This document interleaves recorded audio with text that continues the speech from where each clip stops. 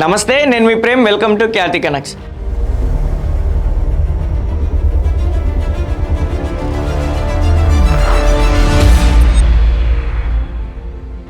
ఆంధ్రప్రదేశ్ రాష్ట్రంలో కూటమి ప్రభుత్వం అధికారంలోకి వచ్చిన తర్వాత పార్టీల మధ్య సీట్ల సర్దుబాటు, పదవుల కేటాయింపులపై రాజకీయ వర్గాల్లో ఎప్పుడూ రకరకాల చర్చలు నడుస్తూనే ఉంటాయంట. ముఖ్యంగా రాబోయే రోజుల్లో ఖాళీ కానున్న పెద్దల సభ అంటే రాజ్యసభ స్థానాల కోసం కూటమి పార్టీల మధ్య పోటీ ఇప్పుడే మొదలైనట్లు వార్తలు వస్తున్నాయి. ఈ నేపథ్యంలో ఉండవల్లిలోని ముఖ్యమంత్రి క్యాంపు కార్యాలయంలో ఒక ఆసక్తికరమైన భేటీ జరిగినట్లు తెలుస్తుంది.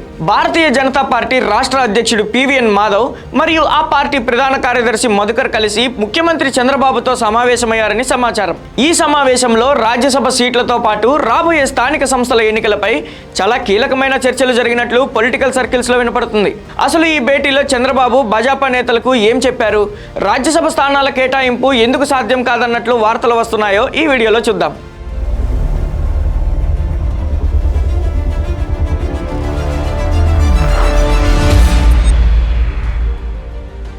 ప్రస్తుతం ఆంధ్రప్రదేశ్ నుంచి ఖాళీ అవుతున్న 4 రాజ్యసభ స్థానాల్లో ఒకటి తమ పార్టీకి కేటాయించాలని బీజేపీ రాష్ట్ర అధ్యక్షుడు పివిఎన్ మాధవ్ ముఖ్యమంత్రి చంద్రబాబును కోరినట్లు వినికిడి. అయితే ఈ ప్రతిపాదనపై చంద్రబాబు చాలా క్లియర్ గా సమాధానం ఇచ్చారని టాక్ నడుస్తుంది. ఈసారి కూటమిలోని ఇతర సమీకరణాల వల్ల బీజేపీకు రాజ్యసభ స్థానం ఇచ్చే అవకాశం లేదని తేల్చి చెప్పినట్లు రాజకీయ వర్గాల్లో పెద్ద ఎత్తున ప్రచారం సాగుతుంది. తెలుగుదేశం పార్టీలోనే ఈ స్థానాల కోసం పోటీ తీవ్రంగా ఉండటం మరియు కూటమిలోని ఇతర మిత్రపక్షాల ఆశల వల్ల ఈసారి బీజేపీకు సీటు కేటాయించడం సాధ్యం కాదని సీఎం వివరించినట్లు పొలిటికల్ వర్గాల ద్వారా తెలుస్తుంది. దీనితో రాజ్యసభ స్థానం ఆశించిన బీజేపీ నేతలకు కొంత నిరాశ ఎదురైనట్లు అంతా మాట్లాడుకుంటున్నారు. రాజ్యసభ స్థానాలతో పాటు రాబోయే స్థానిక సంస్థల ఎన్నికల పొత్తుపై కూడా ఈ సమావేశంలో పెద్ద చర్చ జరిగినట్లు వినపడుతుంది. స్థానిక సంస్థల ఎన్నికల్లో తమ భారతీయ జనతా పార్టీకి ఎక్కువ సీట్లు కేటాయించాలని పివిఎన్ మాధవ్ ముఖ్యమంత్రిని కోరినట్లు సమాచారం. దీనిపై చంద్రబాబు స్పందిస్తూ ఏ పార్టీకి ఎన్ని సీట్లు ఇచ్చామనేది ముఖ్యం కాదు, అక్కడ ఏ అభ్యర్థి గెలుస్తాడనేదే మనకు ముఖ్యమని చెప్పినట్లు టాక్ వినిపిస్తుంది.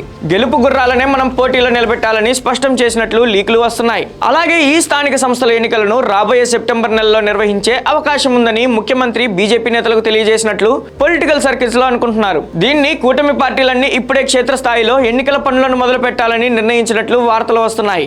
ఈ రాజకీయ చర్చతో పాటు మరికొన్ని సామాజిక అభివృద్ధి పనులపై కూడా ఈ భేటీలో కొన్ని నిర్ణయాలు తీసుకున్నట్లు ప్రచారం జరుగుతుంది. అమరావతి రాజధాని ప్రాంతంలో మాజీ ప్రధానమంత్రి అటల్ బిహారీ వాజ్పేయి స్మృతివనం నిర్మాణానికి నిధులు కేటాయించే అంశంపై ఇరు పార్టీల నేతలు చర్చించినట్లు సమాచారం. అలాగే ప్రధానమంత్రి నరేంద్ర మోదీ 12 ఏళ్ల పాలన పూర్తి చేసుకున్న సందర్భంగా ఎన్డీఏ ప్రభుత్వం చేసిన అభివృద్ధి సంక్షేమ కార్యక్రమాలను ప్రజల్లోకి బలంగా తీసుకెళ్లాలని నిర్ణయించినట్లు వినికిడి.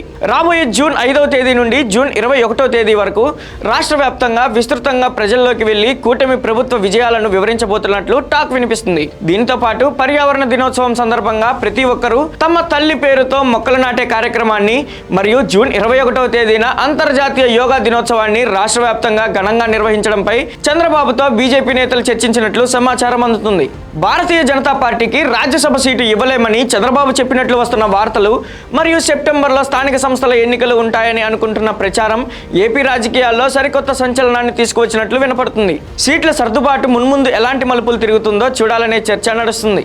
రాజ్యసభ సీటు కేటాయింపుపై వస్తున్న ఈ సరికొత్త లీకులపై మరియు సెప్టెంబర్లో రాబోతున్న స్థానిక సంస్థల ఎన్నికల ప్రచారంపై మీరేమనుకుంటున్నారు? మీ అభిప్రాయాన్ని కింద కామెంట్స్ లో తప్పకుండా చెప్పండి.